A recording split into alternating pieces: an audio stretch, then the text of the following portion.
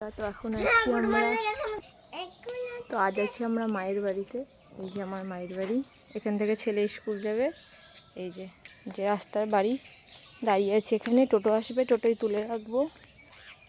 ছেলে আম ধরেছে দেখ দাদুদের গাছে, ওই দেখো। হ্যাঁ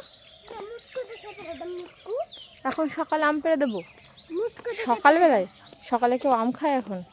কত গাছ লাগিয়েছে দেখো, লেবু গাছ, কাঁঠাল, আম, আমড়া, ডুমুর।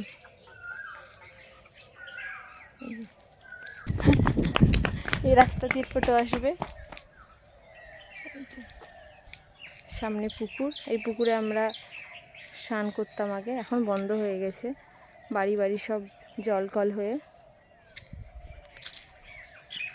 ব্যাগটা নিয়ে আসো।